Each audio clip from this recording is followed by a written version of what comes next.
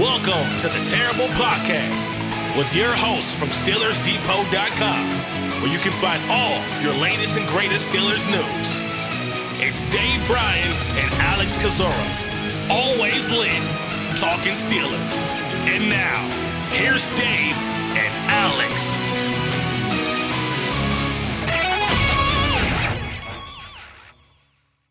Welcome to the Terrible Podcast, Season 15, Episode 79. He's Dave Bryan. I'm Alex Kozora, SteelersDepot.com. Thanks for being back with us this Wednesday, Steelers Nation. As Pittsburgh has held their locker room clean-out day. Mike Tomlin's held his year-end press conference, and the offseason is really in full effect for the Pittsburgh Steelers. It's kind of crazy how I suppose the NFL and sports in general works. One day you're in the middle of the season, your focus is entirely there. The next you're talking about the offseason, getting ready for everything that's 2025 related. So a lot to talk about today, Dave, from Hard Knocks to reviewing the game to a bunch of Steelers news, transactions, notes with Arthur Smith, with front office personnel. So staying busy despite the start of the offseason. Yeah, Mike Tomlin talking yesterday, his end of the season press conference. Probably not going to hear from him for a little bit. And yeah, you're right. You go from covering the team to watching tape to all of a sudden building Excel spreadsheets,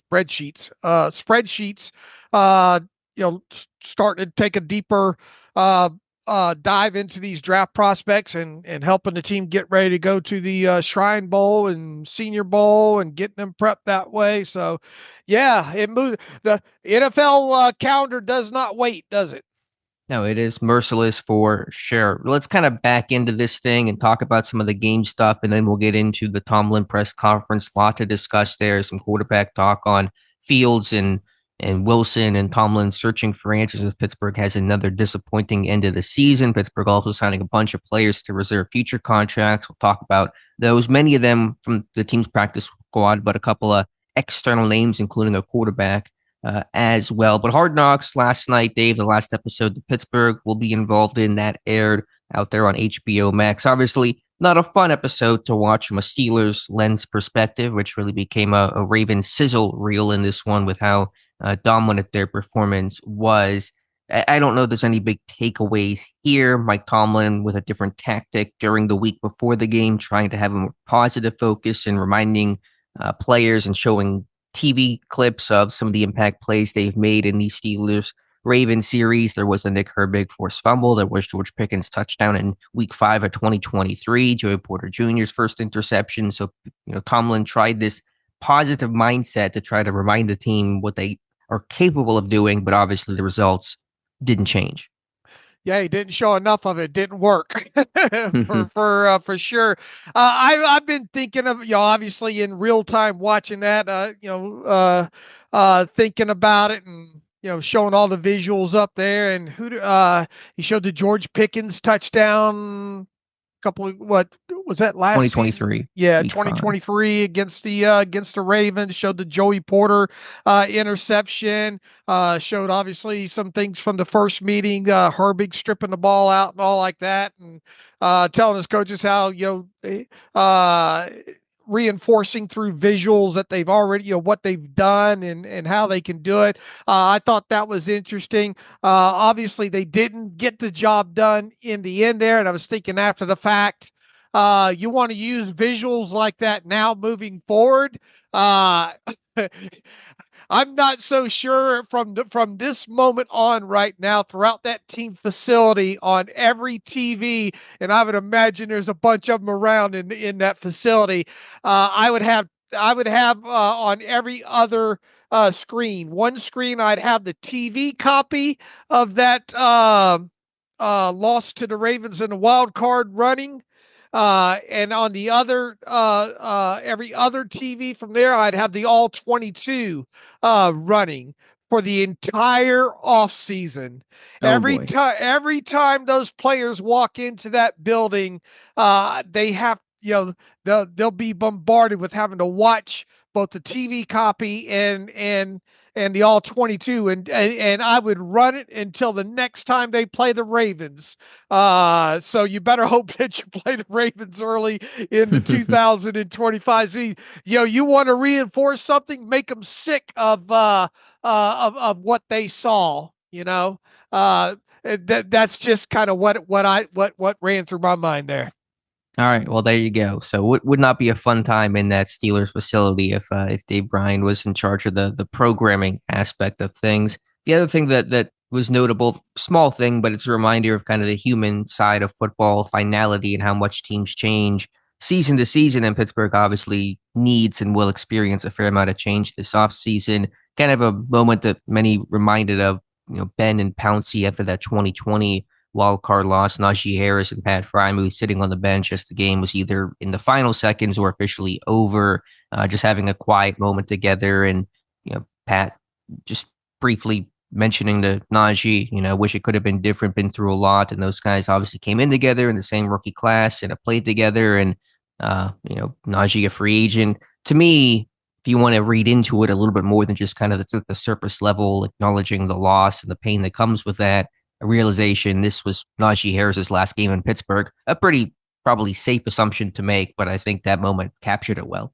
Yeah, I don't think Naji said anything back to him, did he? He just kind of it was one-sided really with Pat there. But those two supposedly, Pat talked about Naji, a couple, after the loss and all like that. Good, one of his better friends on the roster there, and just it is reminiscent of Pouncey and Roethlisberger sitting on the sideline several years ago after the loss to Cleveland, and it is kind of feels like a more of a finality that more than likely Naji's not going to be back. Now you do rewind back to kind of the things that Omar Khan said prior to I think even dating back to the combine and all like that, and so several times throughout, I think since then, or a few times since then, saying hoping, but they say that about a lot of guys, hope he's a Steeler for life, yada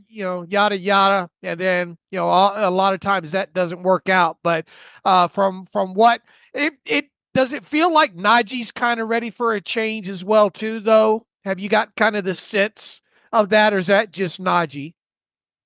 We don't get to hear from Naji too much, especially this year, but I've gotten the sense that he's probably looking to move on and is okay with starting fresh. And so it's always hard to read into somebody based off some public sound bites. And he's a pretty private guy. Overall, don't see him on social media. I think he does like one ad company where he'll randomly just, tweet on a Wednesday afternoon about some trip or whatever. But it's hard to get a read, but my sense has been this since they declined the 5th-year option way back in May, that this was going to be his last season in Pittsburgh.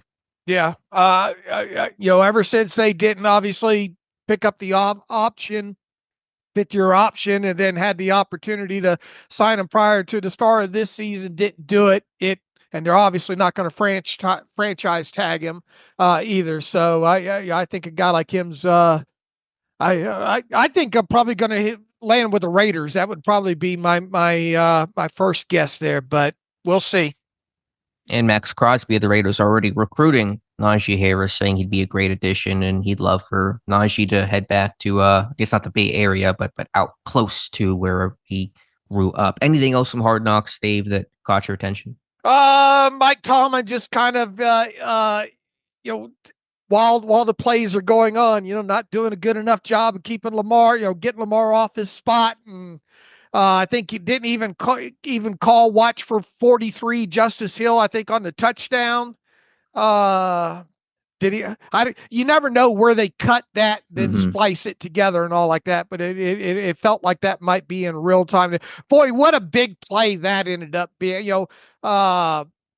Tied. If you sack Lamar there, right, right as the first half ends, they're not going to get another playoff. The half probably ends or does end right there, and you got bodies around him, and Lamar does what kind of Lamar does and gets the touchdown and really deflates you right there. Now, look, you still got to score more than 14 points in a game overall there. But yeah, just some of the narrative from Tomlin, although albeit very little, was about the most interesting thing. There was a lot of Steelers stuff in there, but not a lot really earth shattering to discuss, I don't think. Sure. Let's talk about this game and on that play in particular. As we come through the all 22, you saw Pittsburgh, while the communication was better and there were fewer busts than there were in previous games, in that first Baltimore matchup in the Kansas City game, week 17, he still had some that just went more unnoticed because Lamar didn't hit it. And that touchdown to Justice Hill out of the first half is a great example where it's very similar to the Mark Andrews touchdown in that first matchup, where you have a receiver jetting across from the formation left to right, and two players take the flat, and it left Rashad Bateman wide open in the back of the end zone. Lamar never saw him, but ended up having enough time in the pocket, and the edge guys couldn't beat their blocks, and there was no interior push, and so Jackson could step up and check down to a wide open Hill, who walked into the end zone. So even in that play, which was a touchdown to Hill, it should have been a wide open, quick throw to Bateman because Pittsburgh blew another coverage. Yeah. Yeah, once again, this was a lifeless group when you watch the tape.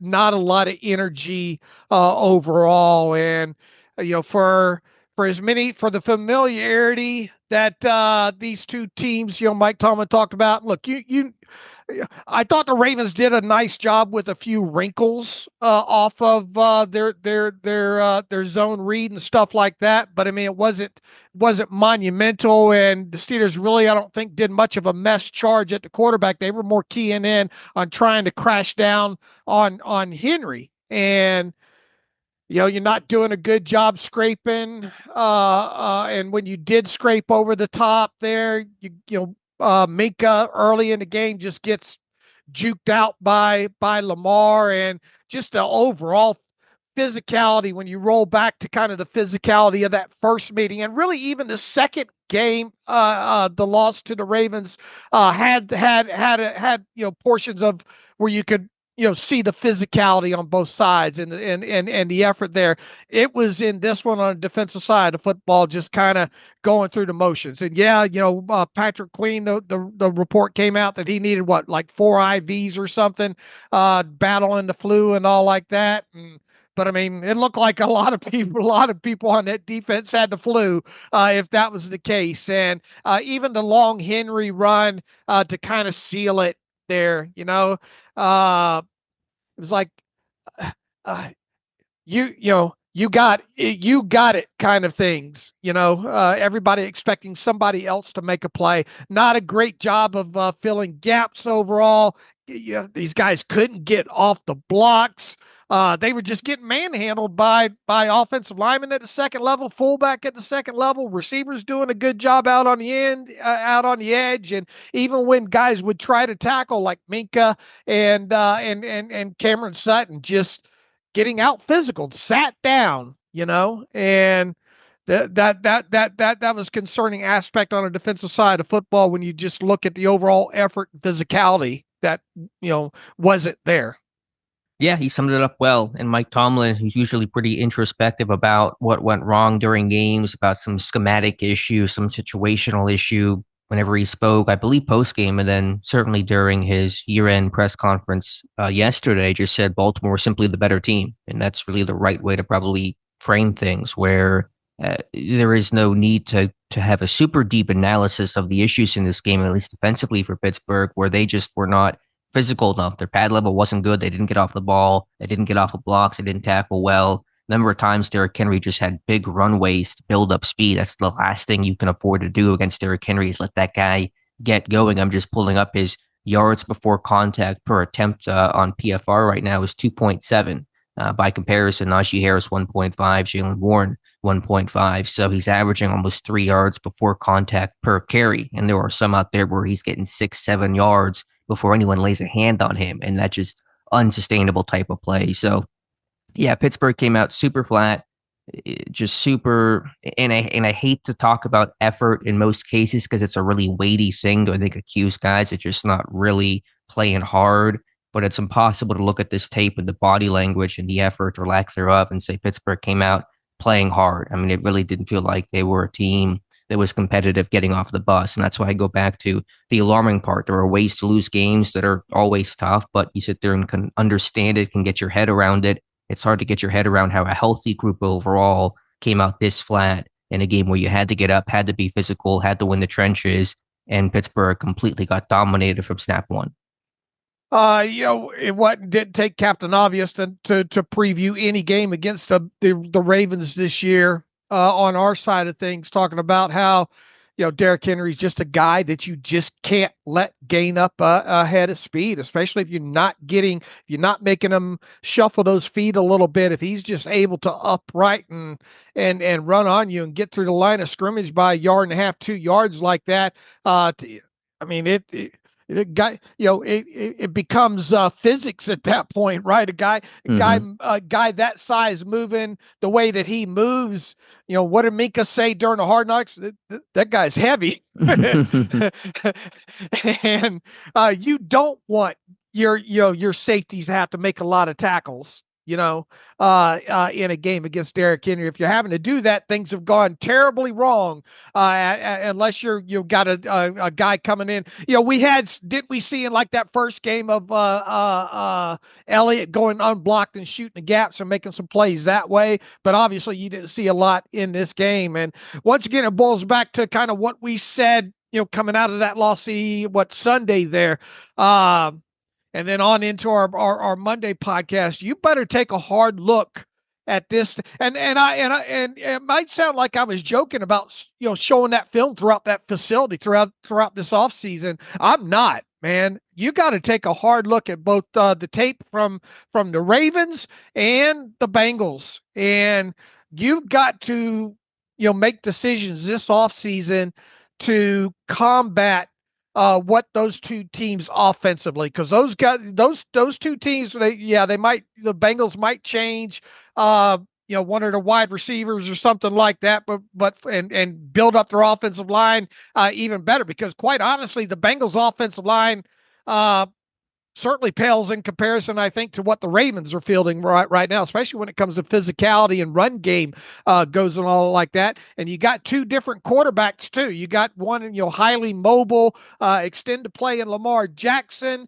who has obviously over the years shown that he can wing it either in the pocket, in the move. And then you got a guy like Joe Burrow who can move very, very good within the pocket. And if you need to get him outside of the pocket to make some plays, albeit not like Lamar Jackson, he can do that as well too. So you better study the living crap out of the tape of both those two teams, because it starts in the AFC North as usual, and you better be able to defend those two teams next season for what they do offensively, and then kind of work from that point on. The way this, obviously there's going to be change on the Steelers roster on both sides of the football and all like that. And there should be, because you simply cannot roll back and have the personnel that you have, especially on the defensive side of football, like you had this year, and expect to have different results. Yeah, I totally agree. And it will be a challenge because you're defending arguably the best rushing attack in football and arguably the best passing attack in football in the Ravens and Bengals. And so it really makes you have to be strong across the board. Kind of touched on that in our last show. It wouldn't be bad to kind of look at and we'll start getting into what Mike Tomlin said and some of these other aspects here and all like that. Mike Tomlin talking about, quarterback mobility and how that's important to him and all like that. It wouldn't be a bad idea to study the living snot out of that Ravens offense too, especially if you're going to go with the guy, like Justin Fields and all like that. Now, Justin Fields he's athletic, he's put together and all like that. You're not obviously Lamar Jackson, but you can learn a lot from what the Ravens do offensively with the mobility of the quarterback. Yeah, there's a model there if that's what you want to try to copy. You played them, you played the Eagles, you've gotten good looks game planning, preparing, and seeing what that kind of proof of concept is. But we'll see if Fields is the guy. We'll talk about that here in a little bit. Any other thoughts here defensively from the All-22 in this game, Dave? I think we hit on it. I mean, it's ugly to watch. I mean, it's hard to watch. Any bright spots? Any individual efforts? I thought Roberts, Elliott, they played pretty good games. Yeah, there were I would say maybe those two guys, would probably be the bright spots there. I mean, Cam had the effort there, but he wasn't. You get into the second half there, he was tired, man. Having a little bit of hard time getting off blocks. I thought, outside of some arm tackle misses, all like that, I thought schematically Alex Highsmith was doing what he was supposed to do. But obviously he didn't impact the game. Right. All right, Dave, let's go to the offensive side of the football. Not a lot of plays, another pretty short film watch overall, but your thoughts on the All-22 of the Steelers offense? Well, there weren't many runs to watch. That's for sure. And what runs they had, there wasn't much to talk about there when it comes to the blocking. The passing aspect of it, I think things that stood out is, heck, you had to drop right from the start from Pat Freiermuth on the left side. You had another instance where, while it was a low ball coming out from deep of your own end zone to Darnell Washington, a ball he should have caught, didn't. You had I thought there were some opportunities maybe for Russell Wilson to push the football down the field a little bit, especially in clean pocket situations. There's one, I think, roll out to the left side there where I think he has, was it Austin coming? I can't remember if it was Austin. I think it was Austin coming across that he had a gap there where he should have just drilled the football to him. Instead, he kept the football and scrambled for, I don't know, what was it, 3 yards or something like that. Thought there was another instance maybe on an over where he could have turned one loose. The flea flicker just did not fool anybody in that situation. He had to eat that. The earlier connection in the game to George Pickens was unfortunate because of the push off OPI negated, and then obviously a penalty on that. They just never could get ahead of the chains on early downs, and that's something that we talked about, especially through the final 4 games leading up to that game, was just the inability to get in situations where you're ahead of the chains on first down, and they paid for it dearly. And on second and long situations, they were never able to get themselves back on schedule. Face obviously a lot of third down situations and couldn't do anything. Really the bright spot. I don't think Russell Wilson played. Russell could have played a better game. Obviously, I just stated. I think there was some opportunities that he turned down, some throws, but they were just in situation. The route combinations were just kind of static. You didn't see a lot of switch and release type stuff that they probably could have done there. Everybody seemed covered up. For the most part, the bright spots really was the touchdown, obviously, to Jefferson, and the whole shot to George Pickens. And what a great play by George Pickens to kind of sit, the safety coming to come hit him on that one. Very easily could have been hit there and even made the catch and not gotten into the end zone. You have to burn a few more plays to try to see if you could get in the end zone in that opportunity. But we're talking about 47 plays, and most of it felt like they spent just trying to make up early down failures. Yeah, a lot of second half 4 verticals, deep shots that had some success, but too little, too late, just too one-dimensional. You can't be a one-dimensional team against this Baltimore front and their pass rush, second in the NFL in sacks this year. Defense playing a whole lot better than they were earlier this season. Without a run game, you're dropping back. Your boot game didn't work. Your play-action game didn't work. The flea flicker, as you said, failed. Whenever you just become a almost straight drop-back team trying to chuck it and hope, it's not going to be a sustainable model. Not going to get you points. Not going to get you too many victories. So, Pittsburgh did get down, but it wasn't a 3-score game until the very end of the first half, and Pittsburgh couldn't run the ball early. And the lack of run success and lack of winning the line of scrimmage with a O-line that's struggling to pass protect, your tackles backsliding, towards the finish line. Again, facing those tough edge rushers and just a good rush unit overall, you don't have much of a chance. So I think it's, for me, what it comes down to. Pittsburgh just super one-dimensional during this losing streak and really took away some of their strengths, which was trying to run the ball, to possess the ball some, to work off of play action. The play action game really was muted. They didn't run a single example of play action against the Bengals. I don't know what it was against the Ravens. They ran a couple of boots, but they did not work. The Ravens took them away, and you take away those aspects, you really muzzle the Steelers offense. And I think even on the one that Fields had rolling out to the right side, he ended up having, I think, throw that one away, didn't he?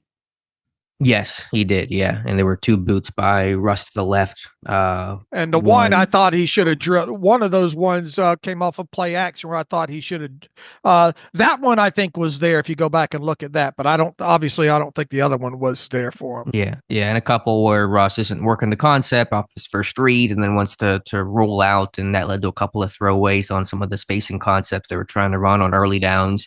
They tried to get some early first down success, which I can appreciate. I mean, they came out throwing, they came out trying to run some of these, kind of 2x2 spacing, flat, curl flat concepts. But yeah, I mean, I thought, Russ obviously threw a nice deep ball in this one, but that's really all there was just a couple of vertical shots, and there were some nice plays. But, Pittsburgh can't sustain that way. Few offenses can.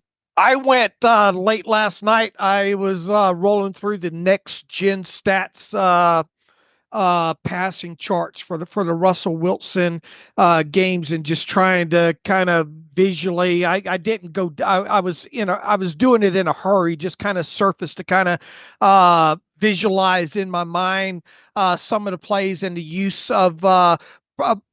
Particularly, what I was trying to do is see the completions that Russell Wilson had more than 10 yards down the field and between the inside top, inside the top of the numbers from each side of the field. Now, unfortunately, on those next gen passing charts, they don't put the numbers, of the field on there. I wish they would just put some sort of hash that at least, because you're guessing, or trying to visualize the best you can, trying to set perimeters. There's no line on there or anything like that. But I think I came up with somewhere between 25 and 30 completions in the games that Russell Wilson played in, of completions more than 10 yards down the field between the top of each number on the interior portion of the field. I'm sorry, can you spit that back one more time? 25 to 30, more than 10 yards down the field between the top of the numbers. Okay. From top of the number to top of the number, middle of the portion of the field, more than 10 yards down the field, about somewhere in the neighborhood of 25 to 30. Now that's eyeball. Mm-hmm. Sure. So what is kind of the takeaway based off of that information? Well, I mean, it was more confirmation more than anything that, down the middle of the field, more than 10 yards, it's just not something that he does. Yeah, I mean, I will say, there are times where it's there. He's able to rip it. I mean, the Calvin Austin throw, the 4th down incompletion to Pat Frymuth against the Bengals, some of the touchdowns to Calvin. I thought that's where he was having some success this season. So there's still always a question of kind of what is schemed and what is there and, right. How do defenses play you. We talked early in the season about seeing a lot of cover one as teams try to stop the run that closed off the middle of the field. And you got Pickens on the outside. So there are some variables at play. I mean, I think it's true overall to say that Russ is a passer that likes to throw vertically out to the numbers, a la Ben, kind of that mentality. But I don't want to say that he can't or won't or doesn't see some of those throws. And you're not saying that, but that's kind of some of the reputation that right. he has. Where I think if it's there, he's still willing and certainly capable of throwing it. I mean, you only had 8 running back runs in this game. I think 2 came like back to back deep in their own end by running back. I mean, they got in a situation where they couldn't run more, and like you said, they became more of a one-dimensional, got to throw it type type of aspect there. Now, Russ was 20 of 29 as far as, completing passes goes. Would you classify that one to Darnell drop or not? The low one? I mean, it wasn't a good throw. Would I call it a drop? I probably would, but I think there's blame to go around. All right, so one to Freiermuth early in the game, one to Darnell. Was there another drop in this game? Trying to I remember. believe so. I can't think of one if there was a third. I'm trying to roll back through my head to think if there was another drop or not. But regardless, I mean, if you put those two catchable balls in there, that's 22 of 29. Obviously the third and what was it, two over to the right side to Freiermuth. I mean, you'd like to be able to. I mean, it's a great tackle, but you get yourself, you don't get the first down in that situation in one of the fewer, short yardage third down situations that you had. That was disappointing. And then you followed up and decide, okay, well, we're not going to go for it there. You punt and, just couldn't put together possessions. Yeah. I mean, you run 45 plays, whatever the number was. It's just, that's not going to be a formula for anyone to essentially win. So, yeah, that sums it up pretty well. All right, Dave, where to from here? We've got a lot of other things to talk about, some coaching interviews, Tomlin, other reporting coming out. I mean, there's just a ton to talk about here as the season officially wraps up. Let's You want to go through the Tomlin presser or no? Well, let's go through some of just kind of the quick hitting news and notes about head coaching searches and how some of that relates to Pittsburgh. Arthur Smith, according to Albert Breer, has accepted and will interview for the Chicago Bears and New York Jets head coaching jobs. That's going to happen here in pretty short order. Let me pull up, make sure I get the dates right. Smith will interview for the Bears job today and the Jets job tomorrow. I'm not sure the time, but basically the Bears interview is happening right now on Wednesday morning and the Jets interview occurring Thursday. I think those would be considered in-person interviews. I think that'd be allowed now that Pittsburgh has been eliminated from the playoffs. I may be wrong about that. The rules have kind of changed a little bit, but regardless, Smith will be interviewing for Chicago today, the Jets tomorrow. The Jets have had a super wide search. Chicago's still working through names too. I think they still looking for maybe first time through candidates to talk to. But that is notable for sure on Arthur Smith. I think who was it? Graciano thinks that Arthur Smith might be the leading candidate for the Jets. He predicted it. It was a little bit of an exercise of trying to dot connect. And so he mentioned guys like, Ben Johnson was one name, I think maybe Aaron Glenn, and he had already assigned them to other teams. And so it kind of, in a sense, defaulted to Smith. But obviously, to choose Smith from still a pool that would have been the 15 plus candidates they've interviewed is certainly notable. Do you think Arthur Smith's done enough in his one season not being a head coach to be that a team should seriously consider him? You do kind of wonder. I'm just curious where the motivation from some of these teams is coming from. What is it about Smith? I'm not saying that there's not anything there to intrigue teams about making him a head coach, but it's not like it was an incredibly exciting year in Pittsburgh. And obviously it was a really, really poor finish. I think it's probably just respect for Smith, the person around the NFL. So yeah, I'm not entirely sure the kind of the source, the intrigue. I know the Jets have just had interest for a while now in Arthur Smith. He was a runner-up whenever they hired Robert Saleh. The Jets wanted to bring him on as a consultant this past offseason before Pittsburgh came in and made him their OC. So I think the Jets have just always had an affinity for Smith. I still think with Chicago, and I'm just guessing, obviously, but I think they look at the job that Smith did with Justin Fields and the improvement that he made in cutting down on mistakes and just overall a better body of work in that 6-game stretch than what Fields showed in Chicago. And I bet you the Bears are looking at that and said, okay, if he can kind of work with a guy that we couldn't really make work, that's someone we want to talk to. That's kind of my feeling of why Chicago's interested. Okay. What is your gut feeling as far as what happens with Arthur Smith? I really don't have one. It's impossible to get some of these gut feelings and predict what moves teams will and won't make. Obviously trying to pick, Smith's name out of a hat with all the other names, especially again with how expensive or expansive the Jets search has been. It's kind of needle in a haystack. My expectation, I guess, isn't that he's going to get the job, but I really just don't have any true expectation, and I just kind of let the chips fall where they may. I would be a bit surprised if he gets a job personally. I think that's been my common thought throughout this. Yeah, and so we will see. I mean, all it takes though is a good interview and a team to like him and ownership to like him, and that's all it takes. So we will see. Mm-hmm. And Sheldon White, who's a director of pro scouting for Pittsburgh, he is requested to have an interview with the Raiders for their GM vacancy. So we'll see if that, if anything comes there. That's still pretty early goings. They took a couple days to fire Tom Telesco after firing Antonio Pierce first. If White were to become the GM of the Raiders, Pittsburgh would receive a pair of third-round picks, one in 2025 and one in 2026. And so I know that's been mentioned a couple of times. So if White does leave, which would be a loss for the front office, there would be some compensation coming back to Pittsburgh. All right, Dave. Where to from? No Terrell Austin interviews to talk about, right? Yeah.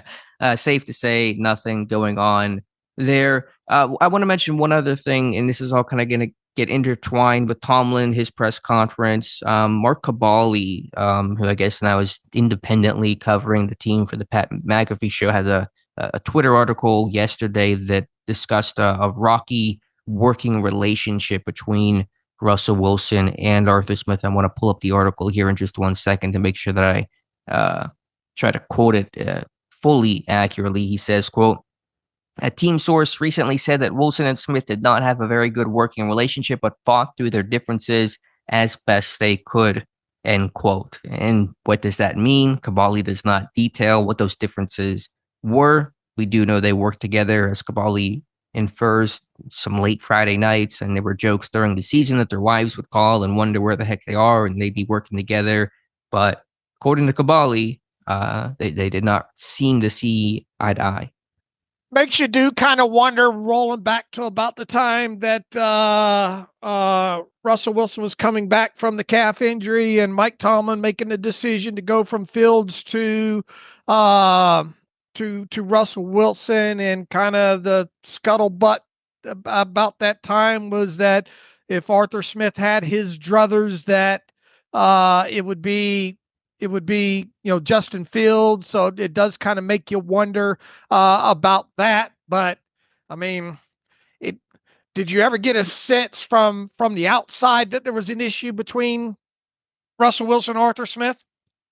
Nothing outwardly, no, but I wouldn't expect that. They're both professionals, and I think they would handle their business and keep things internal. There was a report from Albert Breer mid-season that said that Smith had a series of difficult and kind of hard conversations with Russell Wilson to get him to buy in. Again, we're so light on details in terms of what these things mean, because it felt like there was a better marriage between Wilson and Smith than, say, Wilson and Sean Payton, which was a relationship that clearly didn't work. Just ideology, they were very different styles. You thought with Smith, with getting Wilson back under center, utilizing play action, focusing on his mobility, a little less pinpoint, precise structure than what Sean Payton wants, very much by the book, Drew Brees type of passer. You thought that would be a good fit between Wilson and Smith. And so I'm not entirely sure what those potential issues were, or was it just stemming around, as you said? And I had the sense too that, Smith was happy to work with Fields, wanted to continue to work with Fields. And did that create an issue when the team and Tomlin kind of shoehorned Wilson into the starting spot? Yeah, that it does make you wonder, but we'll obviously see how this plays out during the off season, because there's going to be a lot of talk until we find out who what direction they go in with both with either Fields or Wilson or both, that kind of thing there. And Wilson still has expressed a desire to return. He did that speaking to the media on Monday. He said that's the plan. The question is that his plan, or is that the team's plan for him to return? Right. And that kind of leads us into Mike Tomlin's year-end press conference on Tuesday. And there was not, to me, many significant takeaways. I suppose there usually aren't. But I do feel like in past years, you've gotten a little more clarity about the team going forward, even if it doesn't end up being true. Last year, Tomlin said he was confident his quarterback for 2024 was on that 2023 roster, which of course ended up not being the case, but it was an answer that was pretty definitive from Tomlin. I don't know if we got those types of comments, but the closest thing, and when it came to the quarterback position, Tomlin was asked about Justin Fields and could he start for this team and be a full-time guy in 2025. And Tomlin said certainly. He was asked, Tomlin was, if Fields has made the steps necessary to show that. And Tomlin was pretty effusive in praise. He said, quote, I think he took them. I thought the way that he managed his professional circumstances was really impressive. I thought he brought an urgency to his day-to-day work regardless of his role. I thought he continually got better within our system of ball throughout the process. I thought the way he conducted himself makes him a legitimate thought or idea at this juncture. So what do you make of that? Is that him answering a question? Is that inferring that Fields is the early front runner to return? Is it still just one big jump ball? What do you think? I think it's just making sure to set up to give praise where he thought praise was due. I think they still are probably undecided of which way, because look, you got to work out the contract and all like that, and obviously still in the early stages. He did, once again though, was asked about quarterback mobility and how important that is to him. So I think you can scratch Aaron Rodgers off the list, right? Even though people won't. I think you can scratch that off the list. It did feel a little slanted to being certainly okay if Justin Fields was the guy. It did. You do wonder if that's just some of the questions that were sent Tomlin's way. Again, it's a question of, is he just answering what's in front of him, or is there more of a message there? Honestly, I just thought Russell Wilson wasn't discussed much during this year-end press conference. I thought his name would have come up more. A couple of questions about Russ and Smith's working relationship. There was a comment about, will Russ's age be a component of consideration in determining if they're going to re-sign him or not? And Tomlin said it would be. But frankly, there wasn't a lot of discussion about this team starting quarterback who's a pending free agent. Well, he did answer, but it was more of a both kind of question. Asked about what he saw from Russell Wilson and or Justin Fields that makes you think that they can take it to the next step or where you need to get to. In just a blanket kind of statement saying, just their professionalism and approach to business or relationship to the game was an encouragement in that regard. Certainly, trying to think what else was. That was about it when it came to Russ. Yeah, I think so. So again, some of that's just the questions that are being asked. But again, I thought there would have been more of a conversation about the team's exiting starting quarterback that's a pending free agent. There really was little fanfare given to that. I mean, let's face it, the pool. And they talked about having to look at the pool quarterbacks and all like that, but it's going to be limited. Yeah, sorry, I was getting a drink of water. Yeah, I mean, the free agent pool is going to be pretty weak. The draft class is not going to be particularly strong. I mean, it's important to evaluate all those things and be able to understand what's out there. And Tomlin said him and Omar Khan have a half a day blocked off later this week to start diving into that. But for me personally, this really comes down to, do you want to hitch your wagon to Fields or Russ in 2025?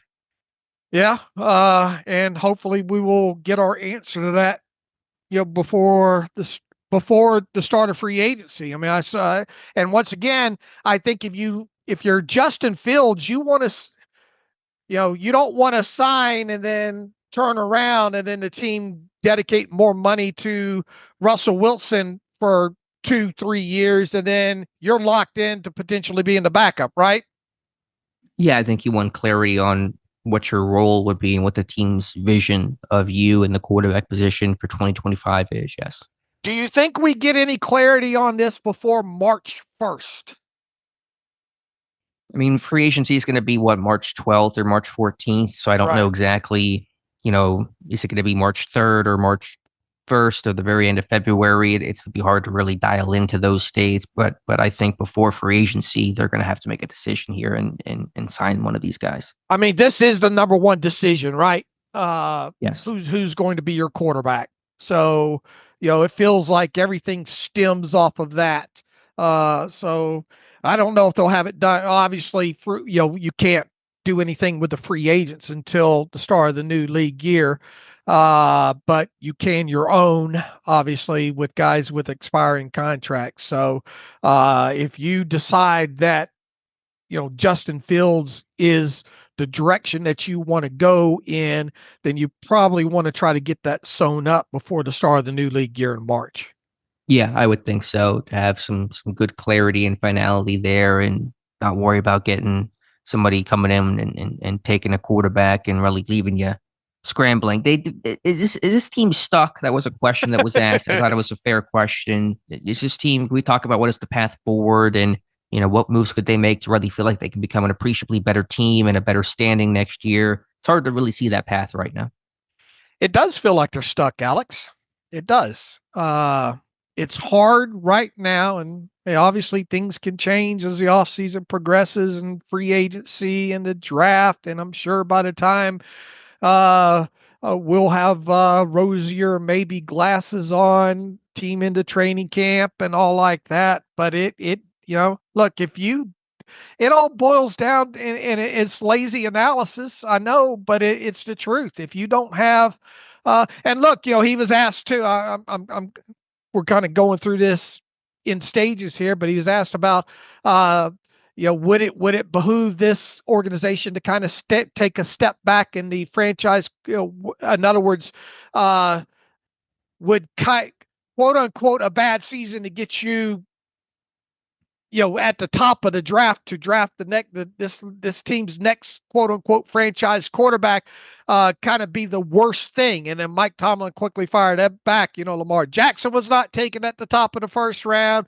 Jalen Hurts wasn't taken in the first round period.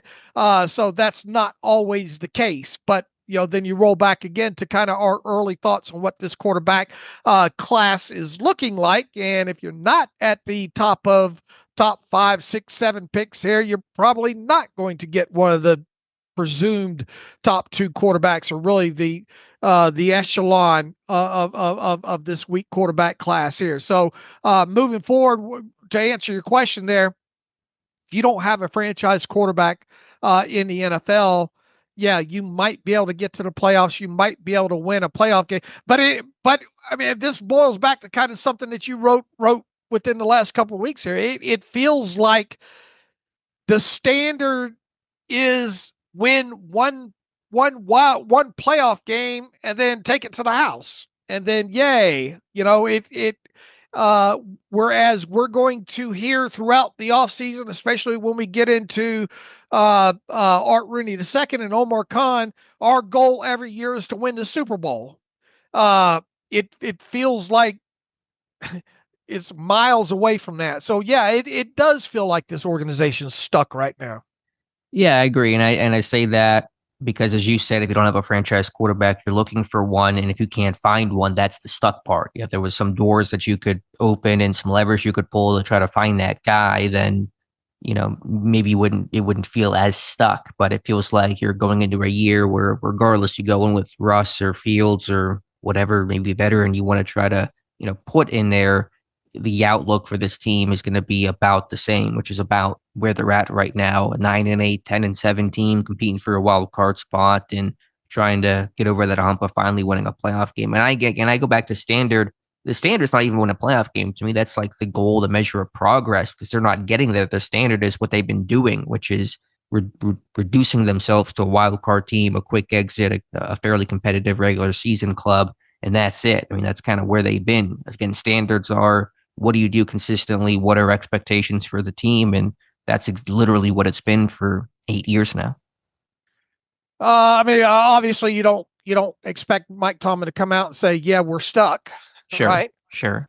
But do you think they feel, they felt the frustration last year. I can only imagine what the frustration feels like this year, when I think they told themselves, and I think they weren't wrong about this, that they had a better roster. They had more clarity at quarterback. They had a more talented quarterback as well. They were healthier on defense. They were investing in the offensive line. On paper, it felt like they had a better group, and they were obviously 10-3, still basically 1 month ago. And so I think that probably hurts even more this year because you felt like you were going in the right direction and then quickly went the other way.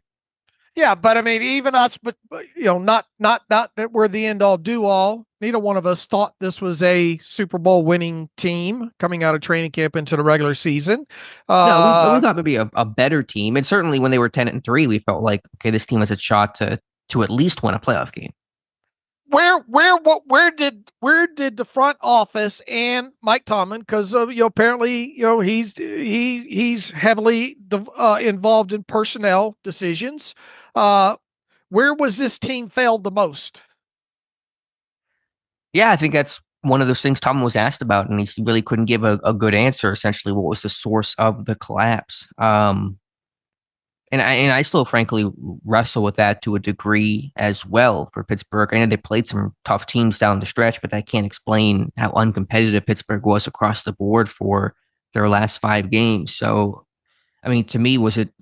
They need another wide receiver. They needed more playmakers, obviously, right? Sure. But I think it just goes back to trench play. I don't think they were strong enough in the trenches. The O-line wilted. I think Tomlin actually admitted something that I had mentioned a couple weeks ago, was this O-line getting tired for being a young group and kind of working through the length of a season, and for rookies, how nonstop it is from their pre-draft process all the way through. I'm not surprised there probably was some attrition there for a young group overall. I just think, a turnover battle, they were losing that. And so that's a big component of how they win. They were plus 17 when they were 10-3. They were -1 in turnover differential the rest of the way. That's defining in terms of how Pittsburgh wins and how they lose. But I just think in the trenches, O-line, D-line, they were getting beat up pretty good, and they weren't possessing the ball. They weren't controlling the line of scrimmage. And you combine those two factors, it's hard to win. Yeah, but he kind of contradicted himself though, didn't he? Because talk about thinking that some of those guys hit the wall and all, but didn't he just recently talk about Mason McCormick and say, I'm not worried about him. He's played because of the team he was on in college, playing deep into the playoffs and playing a lot of games, and for as long as he did, obviously in college. I mean, didn't that kind of contradict?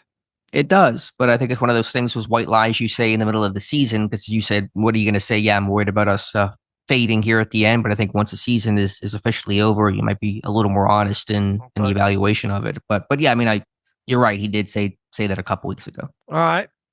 What else stuck out to you here? I mean, there's so much to kind of chew on. I mean, there just really weren't a lot of answers, it felt like, from Tomlin. He was asked about, again, why this team continues to struggle, what the losing streak source was. And a lot of it was, I'm trying to figure that out too, as you try to pan back and look at the big picture now that the season is over and you're not just trying to kind of get through the next week and survive and try to claw your way out of this thing. I don't think this team really fully understands what just happened to them.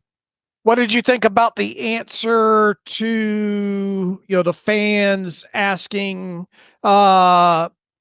what the message would be to the fans that think that he's not what this team needs at head coach? I mean, it really wasn't much of an answer. I mean, it was just, he feels the frustration, he shares it, but nothing he could say there is going to placate any fans who want him gone. All right, let's get to quickly kind of the elephant of the room, the bigger report on what's today, Wednesday, on Tuesday, about George Pickens and being late for the Chiefs game.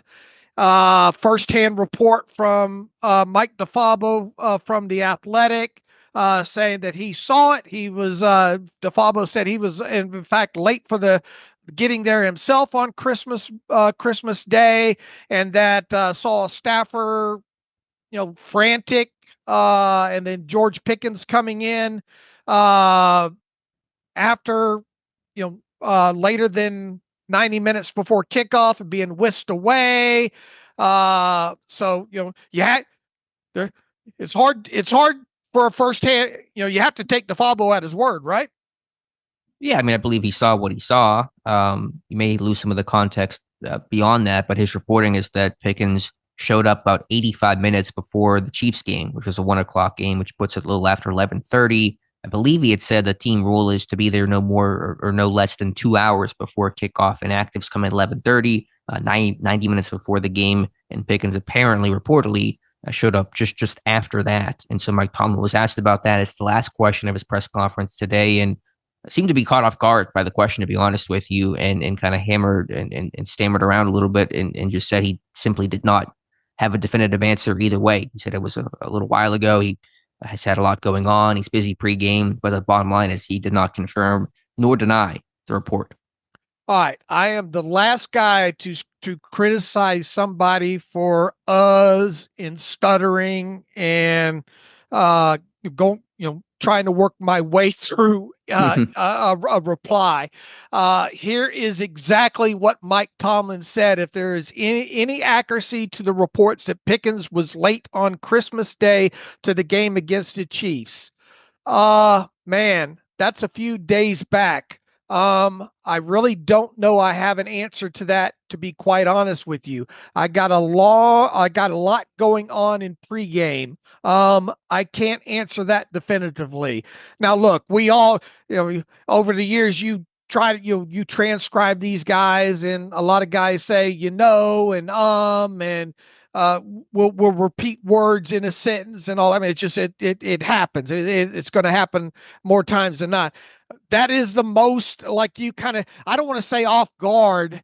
I just think, how did he not know that question was probably, did he not even jump on?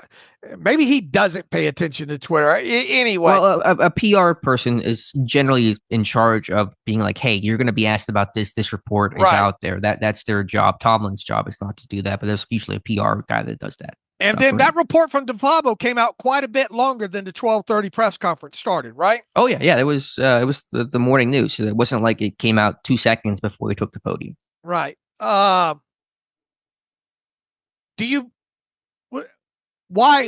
that kind of answer, especially right after the season ended? He had to know, right? I mean, what if Pickens had been in a damn accident or something? Or maybe, what if he was running late and called? Okay. Mm-hmm. And let's assume Pickens let them know. I'm not saying this happened, but let's give Pickens the benefit of the doubt that he did call ahead and say he was going to be late. All right. Why not just come out and say, he told me he was going to be late, and those things happen. Or what does he probably, not? Probably didn't happen then. Okay. All right. Okay. Let's assume that didn't happen. He had to know he's not in the building. I mean, you got to fill out and rolling back to, what if he had an accident and all like that? You got to fill out that inactive, list and all like that. You got to have a guy on the list, that is going to play. For all he knew, maybe he did get in an accident, wasn't going to be there by. I'm throwing out, not speculation, but hypotheticals here, Mm-hmm. right? I mean, how did he not know he was not in the building at that time? Well, here's my viewpoint. When a coach is asked a direct, yes, no, black, white answer, was this guy late or not? And the answer is a non-answer. The answer to that is yes. Because if it was no, he would have said no, he was on time and that report's not accurate. So if you're not denying the report, you're confirming the report in my mind. And there's no way, to me, as you said, that your number one star receiver in his first game back from injury, no less, that you're not aware of, his lack of whereabouts, 90 minutes before kickoff. You're going to be informed about that either beforehand or certainly at the least after the fact by somebody, because those things are finable. Those are in-house fines and that type of stuff comes up. So at some point, maybe you could accept that Tomlin didn't know in the moment, before the game, that the Pickens was very late, but you would have known about that after the fact. There had been some reporting back to Tomlin about that to handle the appropriate punishment. And again, players will get fined internally for that. So Tomlin's non-answer to me is an answer in the affirmative that the report is accurate. All right. Is this him protecting the player?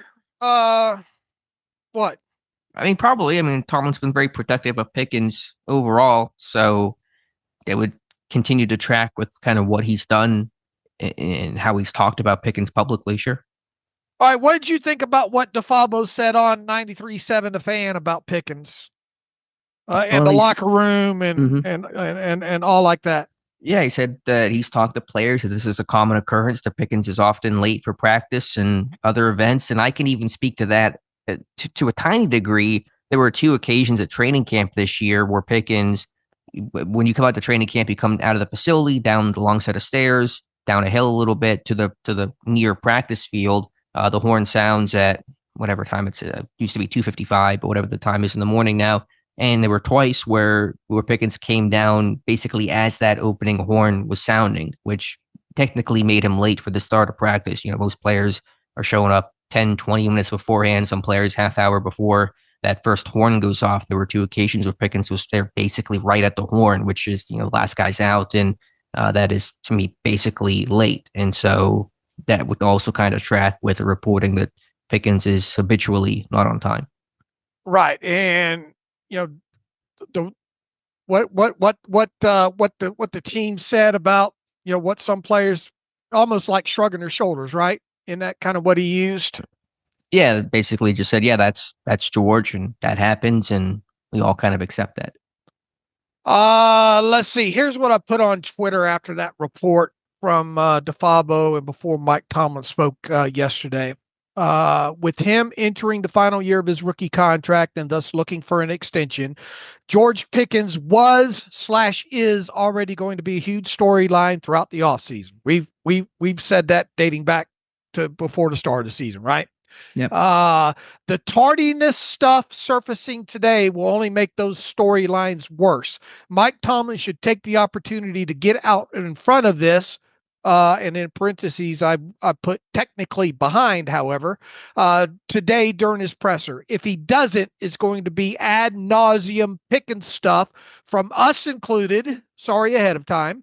The next several months, and even worse than it already was going to be. Yeah, I mean that's fair. I've been preparing for the summer of Pickens for a long time now. Do you think this team should highly entertain trading George Pickens at this point? Well, I think it's really hard to justify paying him, just despite the immense talent and what a stupid good player he is. It's really hard to commit a long-term deal and feel good about that and where that's eventually going to end up, not get burned by it. So if the option, if you take that off the table for the moment, your options are you can keep him, play out this year, potentially franchise tag him if things go well, but let's just kind of more or less assume play out his rookie year, he goes somewhere else for 2026, or you entertain trading him. I don't know which camp I would be in. Part of it would be based off of his potential posture and how my kind of read is, how he's going to handle not getting a new deal. Is that going to focus him and motivate him in some sense, or is that going to potentially make things even worse as a guy is kind of reading the writing on the wall and about to exit stage left? I think that would be an important component of, you know, keep him or not. And obviously, if you do trade him, you've totally wiped out all talent in your receiver room, and you got to really have a good plan to start bringing that back. You become stuck in the stuck if you have to move on from him. But I mean, how's he going to act if he doesn't get this contract done?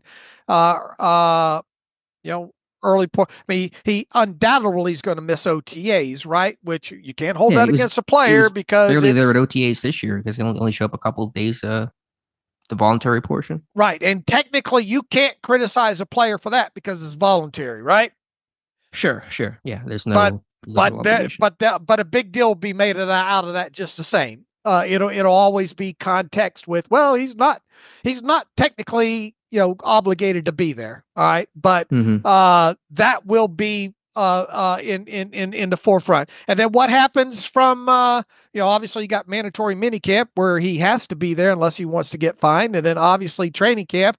I mean, you would expect him to get into training camp and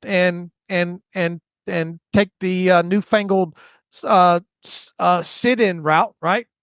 Or sit out, sit in, sit out. In. That would be my expectation. Yeah, I mean, then who knows whatever else comes up in terms of social media, in terms of does he go the full Ayuk route, in terms of podcasts, and always making that a story, making sure that that is not a forgotten aspect. I don't know. There's some unpredictability there for sure.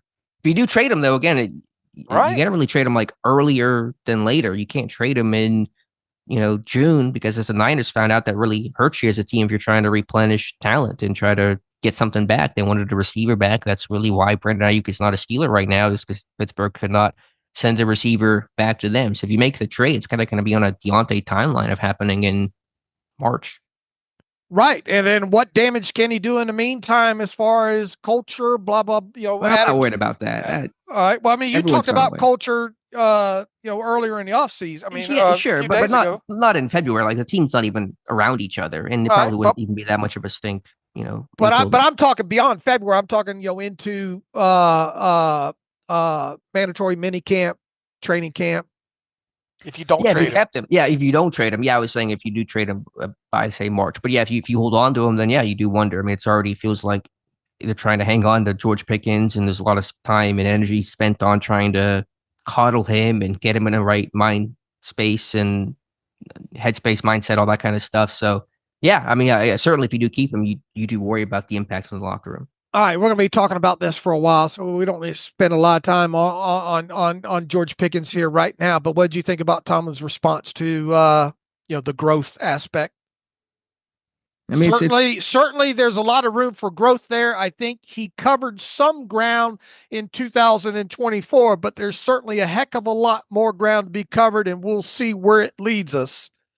Well, I think the follow-up was really important. It was kind of my thought of like, okay, this dude's not 21 anymore. It's not his first year in the NFL. I mean, this is a guy going into his fourth NFL season. And if we're still talking about growth and maturing, I mean, at what point do you sit there and say, we can't talk about needing to grow and mature? We either got to grow and mature or we're not going to get to that point. So I think that was a fair follow-up question. Right. What'd you think about the answer to it? I mean, pretty vanilla, obviously, but. I honestly forget what Tomlin even said. It was notable.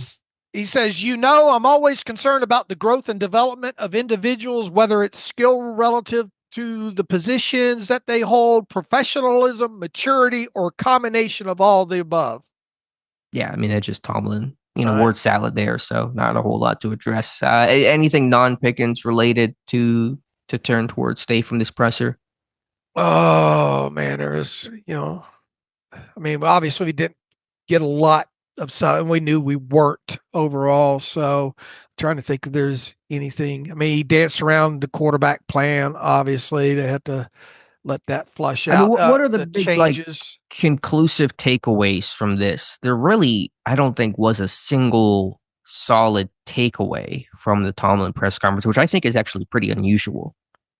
Well, I mean, changes, but we hear that changes are part of the NFL business, and we hear that almost every time at this time of year, from him. So, I guess the biggest takeaways was it seeming like the paths leading to Fields, and you got to use that delicately. His answer, the final answer to about Pickens being late.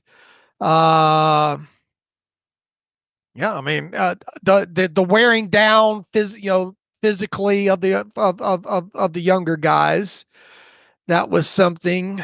I think even with quarterback, as we found out last year, what Tomlin will say about a quarterback situation in January does not always come to fruition when the team actually puts its plan together. So even that is flimsier to trust, but I do think the Fields comment was the most notable answer that he gave in the press conference. It was just a matter of getting up there annually and taking the shots, right? Yeah, I think my other takeaway is that the lack of takeaways. I think this team is just almost, I don't want to say catatonic, but they're kind of in shock of what just happened, of a 5-game losing streak, of a total skid and collapse, and this team, 10-3, feeling good. Literally again a month ago to where they're at right now at 10-8, including the playoff loss. I think they simply, honestly, themselves are not really sure what just happened to them. Yeah. Because Tomlin was asked about it 3 different ways about, what in the world just happened? How did you guys just completely fall apart? How did you not even rally like last year where you lost 3 games, dropped to 7-7, then you won the final 3? And were able to kind of pull yourself out of the depths that way. And Tomlin, I forget his exact answer you might have in front of you, but he did not have an answer. Right. He's still trying to unearth it, right? Yeah. And so that to me is, I thought, pretty telling. What did you think about? He was asked a question about, does his message resonate? Has the message gotten stale? And his answer was essentially, I don't care if my message resonates or not. I thought that was a bit of a peculiar answer. A little pompous, right? I know what works and doesn't work. Yeah, and clearly messaging matters and messaging hitting home matters. And if it's not, then that needs to be examined. And I guess the other aspect, he was asked about what message he would have for teams that might try to inquire about trading for him. Yeah, I guess that is kind of a hot button thing, but for us, we're just so numb to it because we know it's not going to happen. He said, "Save your time." There is no message. It's not going to happen. I don't know how. I don't know what more has to occur for the national media to understand this is not happening. He's not going to Dallas. He's not getting traded. He's not going to Chicago. Like, he's going to be in Pittsburgh next year, whether you like it or not. And most people don't. So I don't know. He just gave his year-end press conference. It's not what a coach that's about to be traded does, and he's working on next year. So I don't know what more the national media needs to understand that, but it's not going to happen. All right. Anything else from Tomlin? We can probably roll back anything else. Maybe somebody has questions about from it on the Friday show there. If someone says, well, you forgot to talk about this. So we got plenty of time. Yeah, we got nothing but time. All right. How about the quarterback that's in the pole position right now for 2025, Alex? There is a quarterback under contract for 2025, about an hour after the Tomlin press conference. The team, the agency, and then officially announced later by the team, signing Skylar Thompson, the former Miami Dolphin, to a reserve future contract that'll carry him throughout the offseason. Former 7th-round pick of the Dolphins, started one game for Miami this season, has 3 career starts, and so clearly not quarterback 1 of 2025, but they do now officially have a quarterback under contract for next year. Championship. And I put this out on Twitter a few days ago. They're talking about, I wouldn't be surprised with these upcoming here's what I wrote. I said, it's so weird to see the Steelers go into the offseason without any quarterbacks under contract for next season. I wonder if they at least get one arm, and in parentheses, I said, not anyone to get excited about, of some sort signed to reserve future deal this coming week. And lo and behold, here we are with Sky. The interesting aspect is he's got a little bit of mobility to him, right? A little bit. I mean, he ran 4.9 coming out of college. So I don't think it's really a huge part of his skill set. I think it's probably, minimum baseline mobility that quarterbacks these days basically have. All right. And obviously on Twitter, the responses after he was signed was, what are you doing here? Why, why? And all like that. What would you tell the people of the why? What are you doing here when talking about Skylar Thompson being, I guess, I guess the Nestor news had already broke before that, but technically, the biggest name, I guess you would say, being signed this early this offseason. Yeah, this is just offseason, working through your roster, and Pittsburgh does value having a quarterback room top to bottom that has NFL experience. That's why they went out and signed Kyle Allen, who's another pending free agent, and so. If Thompson was hypothetically your number 3 quarterback for 2025, he's a guy that has some Sunday experience, where if he had to come off the bench and play, he's not brand new to the NFL. I think Pittsburgh values that. Look at the quarterback room. 2 years ago with Trubisky and Pickett and Rudolph, all 3 of those guys had experience. Same with the group this year, Fields, Wilson, and Kyle Allen. And so Thompson is kind of that Kyle Allen in the same vein. So, it's nothing to get upset about. All right. What about the rest of the reserve future guys? Yeah, let me read through the names here, and then we could talk about any ones that stick out in particular. Most of these were guys that were finished the year on Pittsburgh's practice squad, but there's a couple that did not.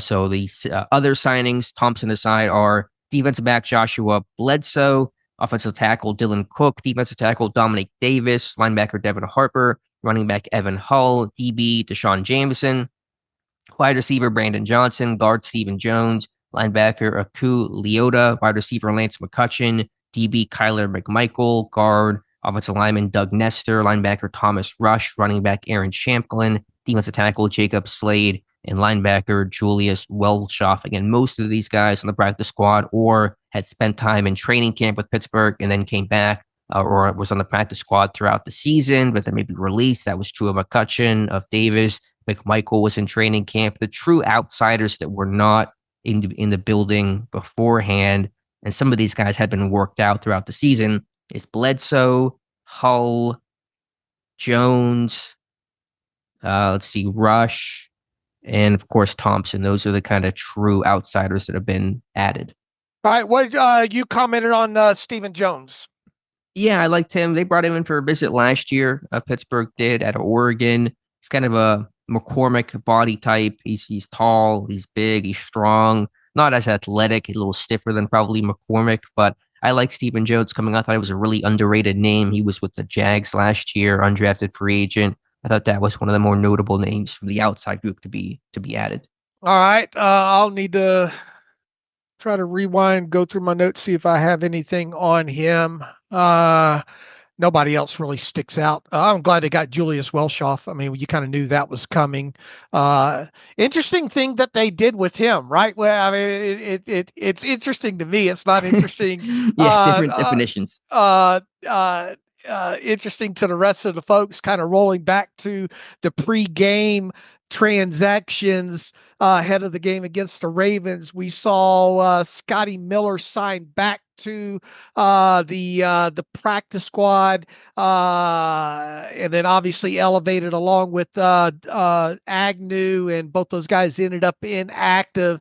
But I thought it was interesting what they did, because they released what was the name of the international safety? Oh, you're making me pronounce names. Ayo Ie Lola, one of the safeties who was an international player. Right, and he was picked up and termed the international player after they had lost Julius and had to part ways with him with the injury settlement on that.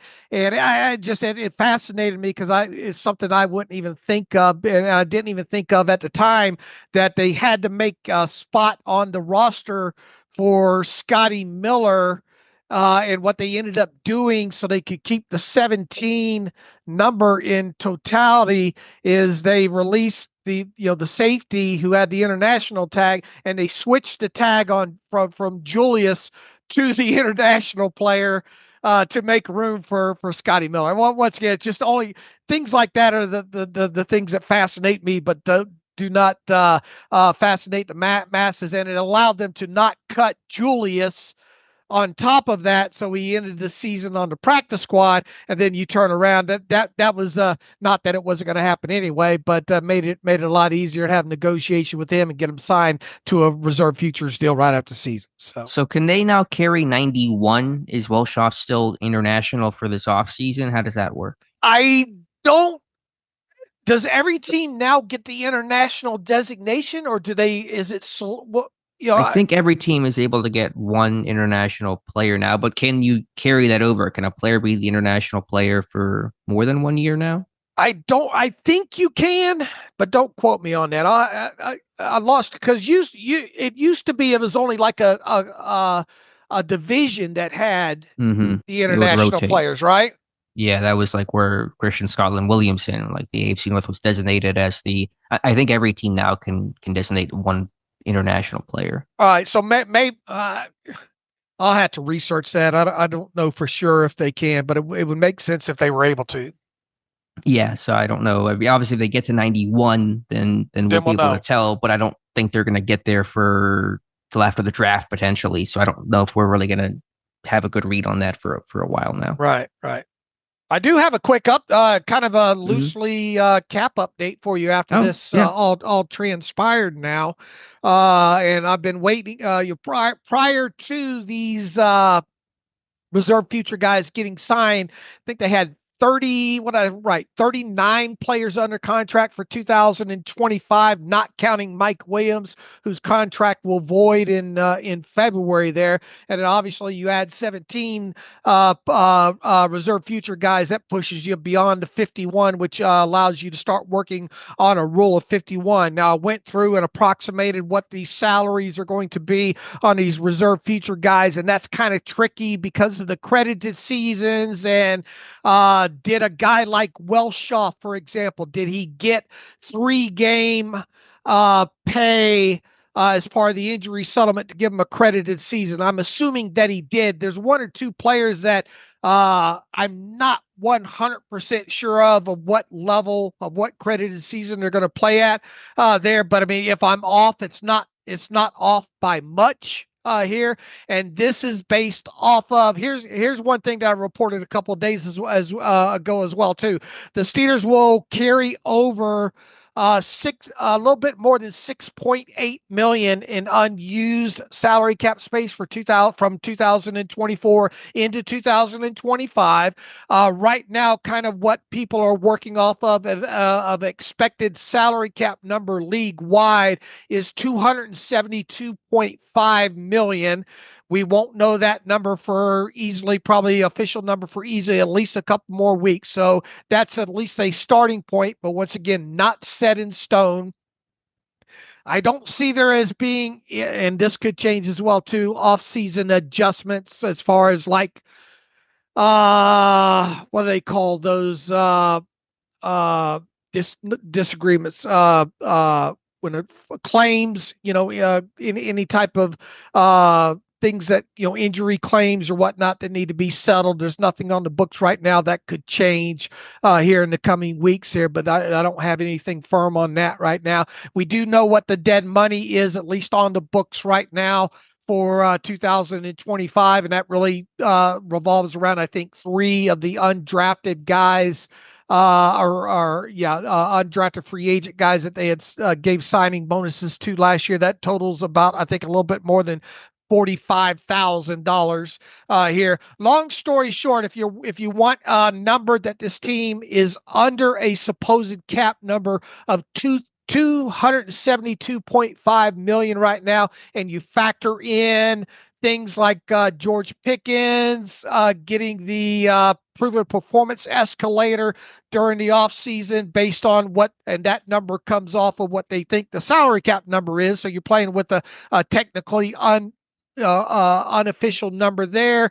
You're looking at this team approximately 40.65 million under that cap number as we sit here right now. Now, I always like to quantify and say there's future costs coming down the pipe of CBA offseason workout bonuses, obviously a 52nd, 53rd player on the roster, a full practice squad, draft offset amount from your draft class, any buffer that you're going to have as far as what do you want to go into the season with cap space are. But let's just go off of that 40.6 under number right now, okay? Because that's where the line in the sand kind of technically is this portion of the offseason.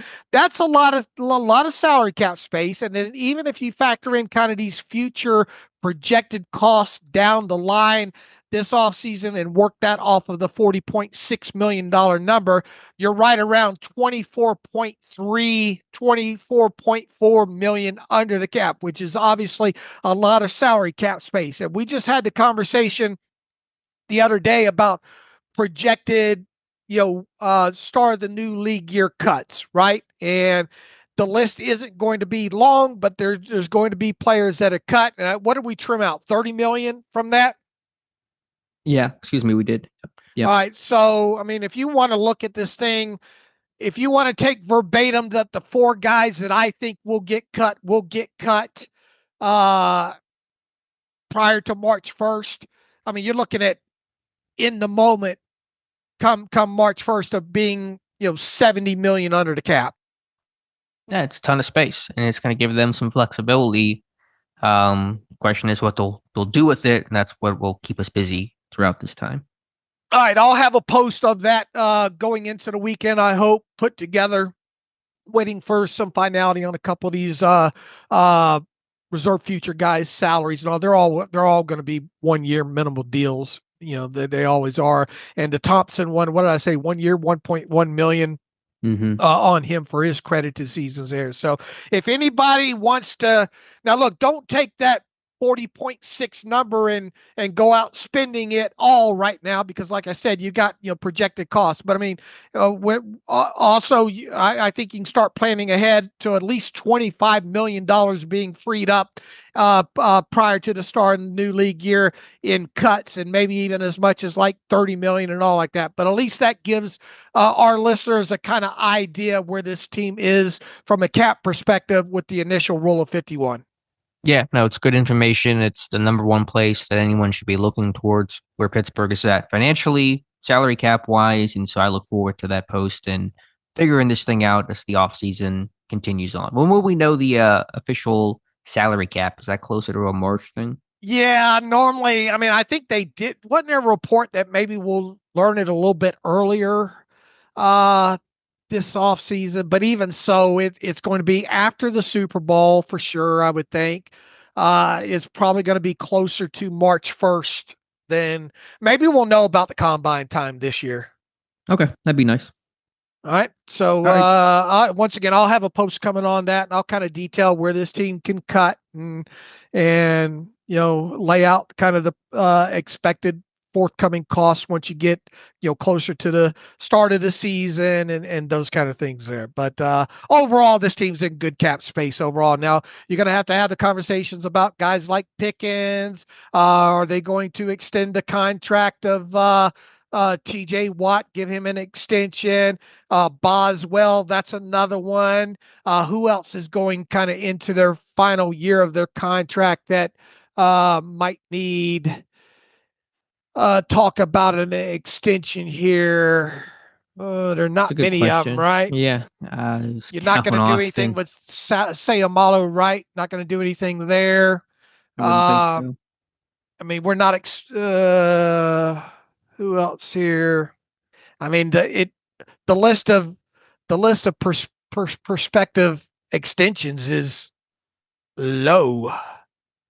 Yeah, and even Boswell has 2 years left, doesn't he? And they typically wait till a year out. I don't know if they're going to make an exception for Bos, given the great season that he had, but I mean, it's really Watt. And Watt, by the way, did tell the media that he wants to remain in Pittsburgh. There was some maybe speculation on media chatter about him. Would he want to stay in Pittsburgh for a team that can't win, 0 playoff wins under his belt? But he says he wants to remain in Pittsburgh and be the solution to the problem. You've got to do something with Boswell, whether you like it or not. You got to give him more. You got to up his APY. Yeah, I wonder if they get creative with the cash, like they've kind of done in the past, occasionally with AB, instead of doing a full new deal. Move 2 years money out. Forward. Yeah, I wonder if that might be the approach. But certainly he's worthy of an extension if they want to go that route. I just talk about precedent, and we'll see how precedent holds true or not in that regard this offseason. Those would be the only two, though, right? Watt, Boswell. I mean, I don't have a list in front of me about expiring contracts for 26, but probably. I can't think of anyone top of my head. I mean, what would that be? The 2022 draft class of Pickett's gone. Pickens we talked about. Austin, Leal. Obviously we're not seeing extensions. Oh, Jaylen Warren, you could do something there if you wanted to. But first, it's probably going to cost you that second round tender. But from that point forward, there could be discussions about an extension for him. Yeah, that's true. I mean, it's going to be not a ton of money. It's not going to move the needle too much, right, especially relative to the tender. Frankly, if you extend him, you'd probably be saving money based off of his first year. That tender amount probably wins you overall in terms of first year cap hit. But sure, yeah, you should be able to lower his cap number. But yeah, that's probably a sensible. Again, what would you say for that? 7 million, maybe 3 years, 21 million. Yeah, something along those lines for sure. All right. Definitely more than the 5 point whatever million the tender is, and they'll have them by the short and curlies, obviously, by him being under that tender, and his side will want saying, well, you think I'm worth against at least this. In other words, he's not going to be able to push for 10, 11 million, but he might be able to push in that 7 million per range, right around in there. Yeah, that makes sense. All right, Dave, anything else to discuss today? Should they make Watt the highest paid edge rusher again? Who's sitting top of the market now? Bosa? Garrett? Who's sitting number one? Pull that up real quick. Not even sure which Bosa it would be. Nick Bosa, I guess it would be at this point. I think Where he's number is one. his I edge know Micah rusher? Parsons is looking for a deal. See how that timeline goes. Yeah, you have Watt is technically fourth on the list at a little over 28 million, and you have Bosa leading it at 34 million. You would, is 35 million per. People are probably driving off the road right now. Be careful out there. It's 35 million. Does he deserve it? Yeah, the roads are pretty bad in Pittsburgh right now, Dave, with the snow, so it might be liable for this. Yeah, I mean, I know it was a disappointing end, and the last 4 games without a sack and no stats against Baltimore, but yeah, I think he's going to be the highest paid player at his position. Just the overall body of work, totality of work, the way that markets simply work themselves. He was highest paid player before, still has a bunch of accolades overall. Still obviously a really fantastic player and still made big time impacts throughout much of the season. So I would imagine he'll reset the market, especially if he were to get paid before Micah Parsons, because Parsons is going to be one to watch. That's certainly going to be looking for that record setting type of a deal. I guess the question is how early do you attack this, or is this something that you let linger through training camp, make sure he gets through the preseason and training camp healthy, and then it might depend, obviously there could be other guys that sign. I mean, Trey Hendrickson's going to cash in this year, right? Myles Garrett could very well cash in again. Yeah, they need to make him happy in Cleveland. He seems to be pretty disgruntled based on how things have gone, and some money might help in that regard. Yeah, I don't know on timelines. I mean, obviously, last extension was a last second. It drug on, pretty long there. Was that under Colbert or Khan? I can't think of timelines right now. Wasn't that under? Is that under Colbert? It was, wasn't it? Wasn't it under Colbert? Well, let's find out when the extension was signed, and I can answer the question that I'm asking, that I have the power to find. When was the extension? Because Colbert was done in May of 22. 2007. No, wait. 3 years. What was the date on the Watt one? That was September 2021. Yeah. So that was still Colbert under that kind of older style of weight, and Khan's shown a little proclivity to get these deals done. I would say sooner overall, although Hayward and Frymouth were closer towards the end of the season than anything super early last year. I don't know. It's not going to happen in March. It's going to be a summer, June at the earliest type of a thing. It would depend on, this negotiation. I mean, they've already kind of broken the precedents, though, right? It wasn't Watt the guy that really broke the team's precedent about guaranteed money. So top of market, right? Yeah. Now that that barrier's kind of been knocked down, I wonder this negotiation would be a little cleaner and easier to do. Doesn't it seem like yesterday he signed that deal, and here we are already? Yeah, it really does. Where did the mediocrity years go? Right where we left them. All right, moving on from that talk, where would you like to go? That's all I have in terms of news, unless I'm missing something or something is breaking. So if you want to add something, Dave, feel free. If not, we can get to some reader emails and close out today's show. All right, let me pull up the email machine here. Brian Tellini writes, do you guys find it odd that Mike Tomlin seems to give his players more autonomy than his coaches? Is one of the problems here that Coach Tomlin tries to control too much on this team? His influence on our defense is known to be heavy. On offense, he's going against what Arthur Smith wanted at quarterback.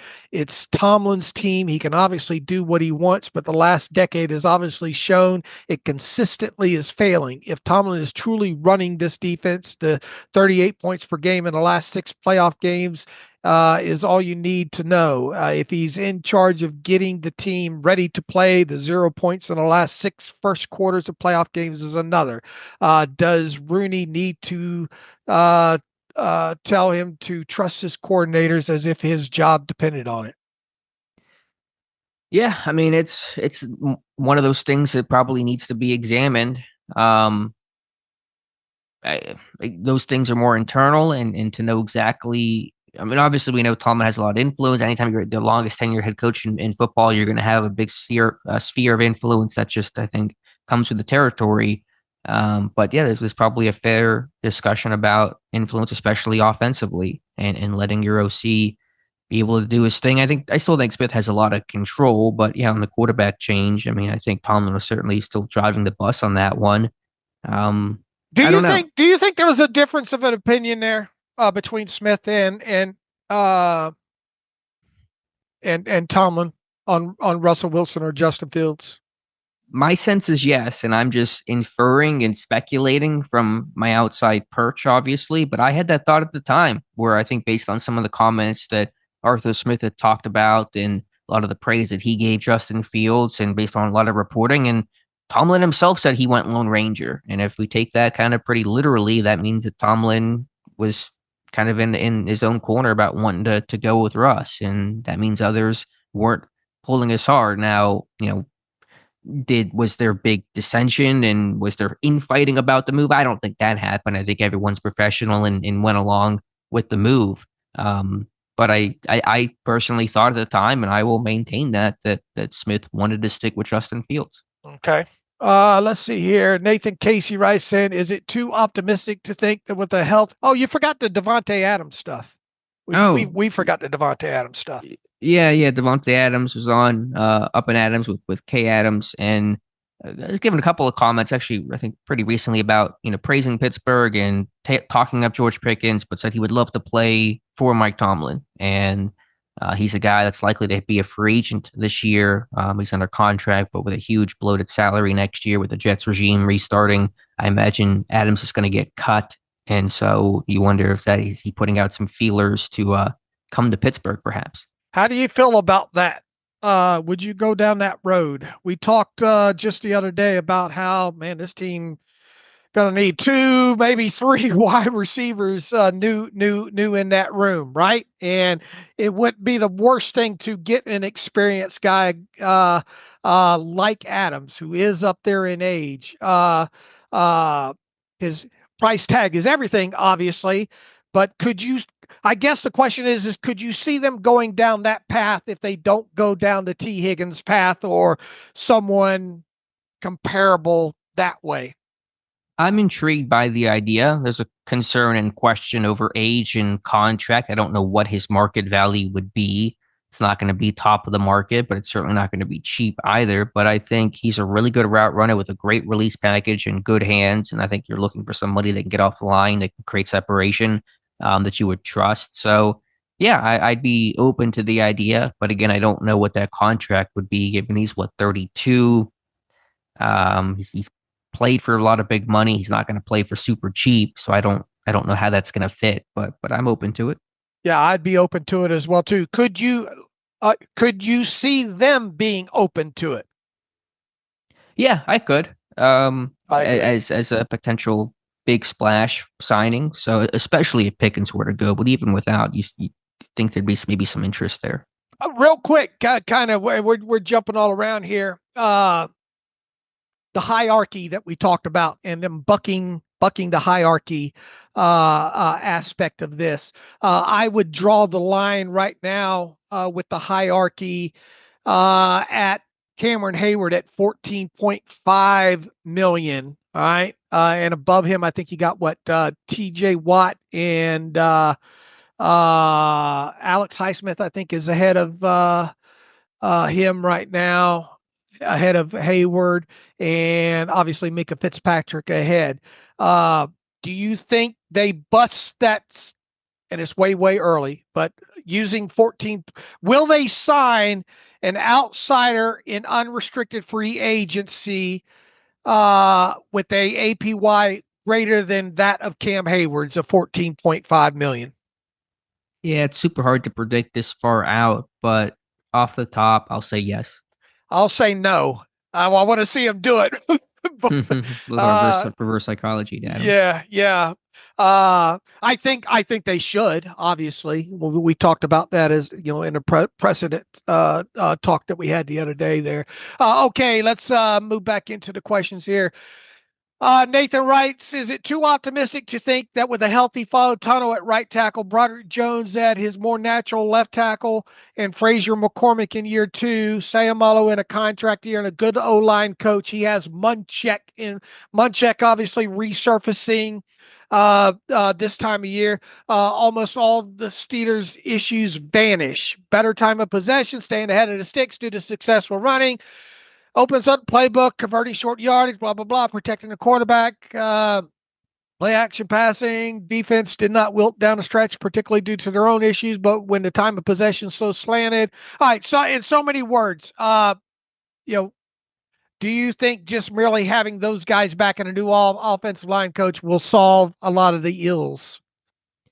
I think it goes a long way. I think anytime you look at these teams that are really, competing, we talk about quarterbacks a lot, but what about the offensive lines? What Baltimore's been able to build and hit on some of their investments and get back a healthy and successful Ronnie Stanley. Of course, the Eagles front is, they're as good in the trenches as anybody offensively, defensively.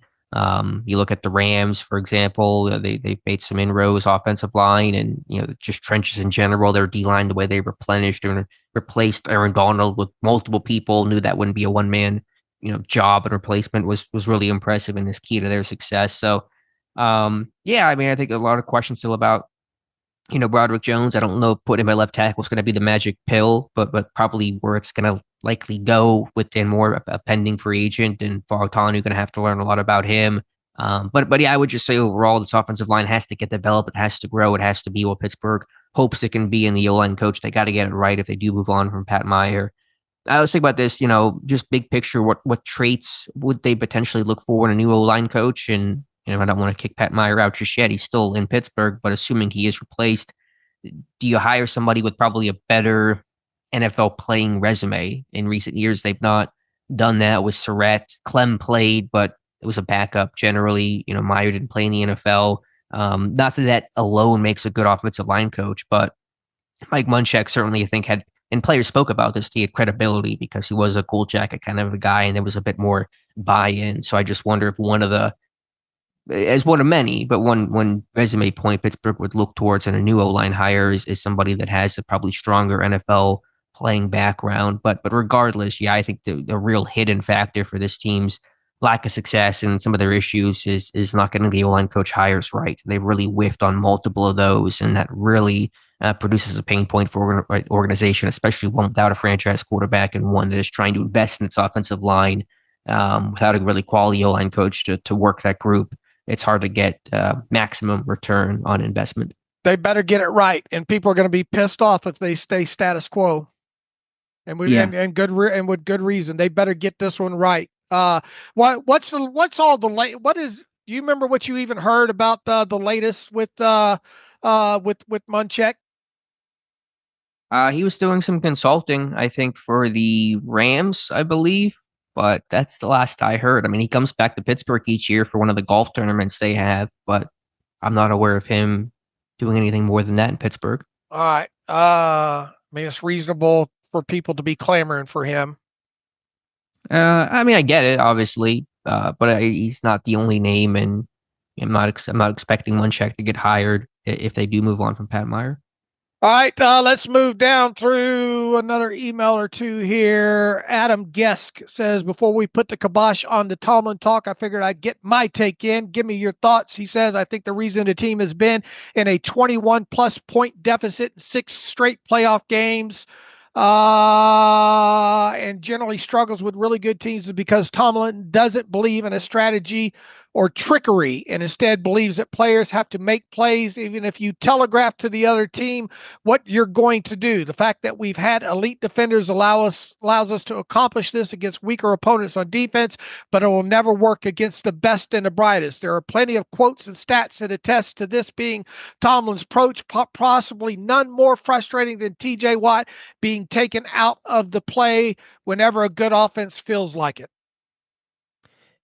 Yeah, I don't know. I mean, it's probably a broad comment that has some level of truth to it, where there is a simplicity that Pittsburgh tries to work with and believe that their talent can win out, but I don't want to pretend like there's no scheming at all. So it's probably hard to really address that head on with a I agree, I disagree answer. There's probably some nuance and shades of gray to that. Should mention too, TJ Watt said he's going to enter the offseason more open to moving around. And so it kind of sounded like his staticness was self-imposed. He wanted to stay in his spot. And I think given how quiet his year end was, he's not open to doing more than just playing his left outside linebacker spot.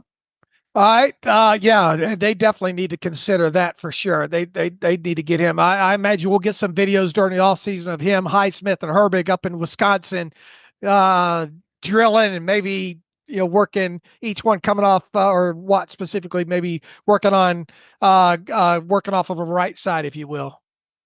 Yeah, I think you have a whole off season to really work on those moves. I think it's harder to do in season because as Watt said, he's not as strong on the other side, and Highsmith vice versa. But a whole off season to maybe dedicate building that up will do him some good.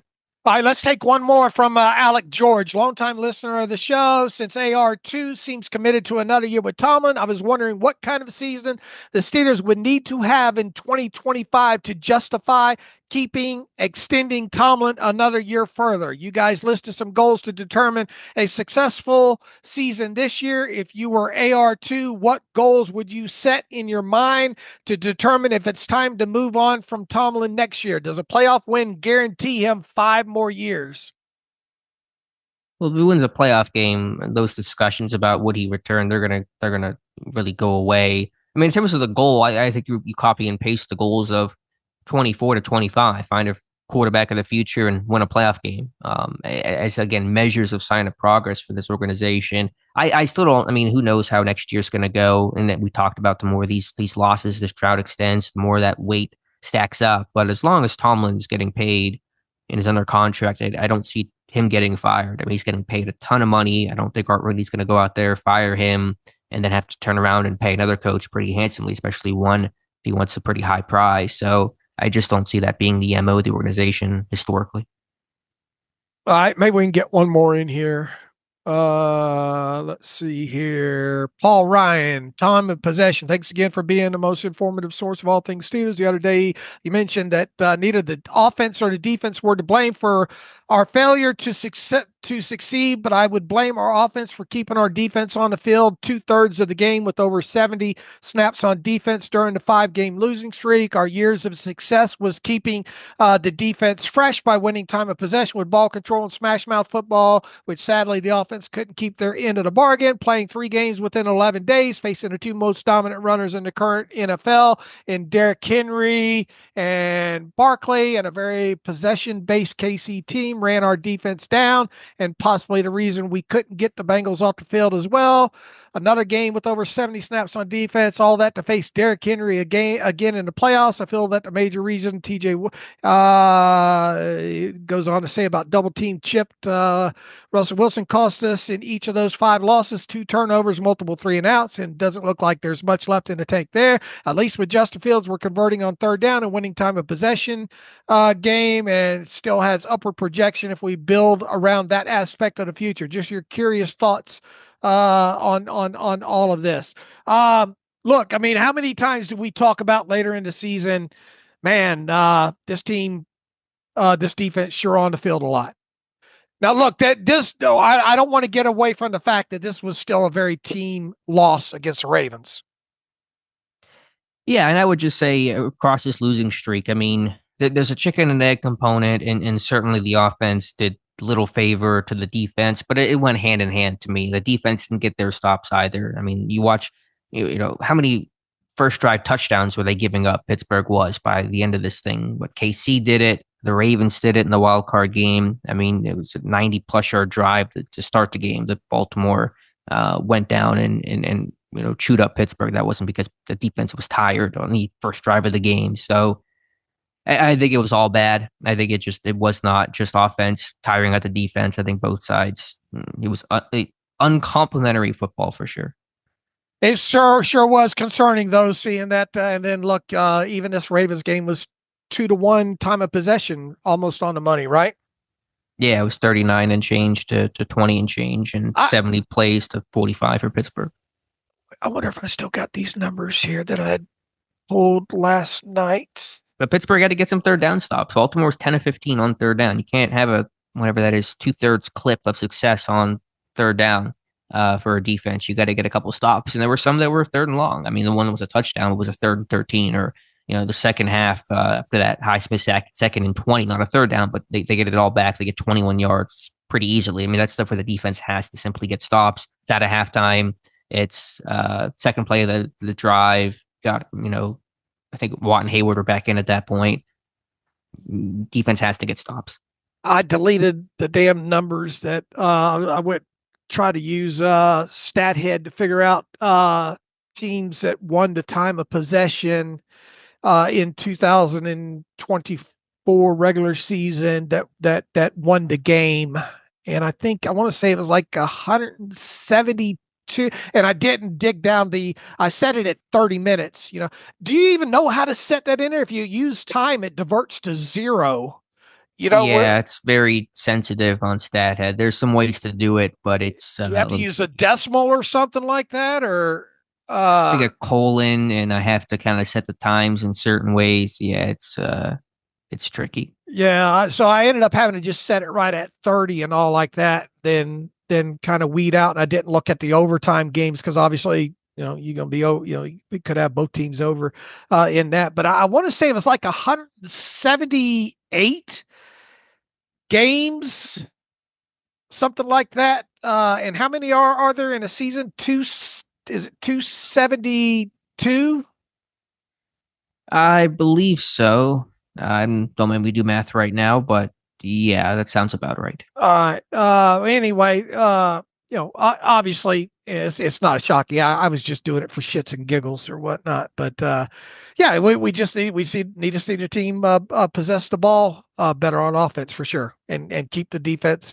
Your best defense at times can be your offense on the field. Yep, I agree. All right. Anything else coming in here, Alex? We are at hour 45 or so here. Penguins waiving Tristan Jerry, goaltender. Oh, he's coming through. He's struggled recently, but not seeing anything on the Steelers side. Jerry Dulac believes Justin Fields will be re-signed, but that's just his opinion. All right. We will be back on Friday. So in the meantime, you can follow me on Twitter/X at Steelers Depot. You can follow Alex Kozora at Alex_Kozora. Follow the show at Terrible Podcast. Email the show, theterriblepodcast@gmail.com. If you like what we do and want to donate to the cause, SteelersDepot.com. Hit the donate button. Also, if you like an ad-free version of the site, SteelersDepot.com. Hit the ad-free button. Follow the directions that way there. So in the meantime, until Friday, as always, thanks for listening to the Terrible Podcast with Dave and Alex.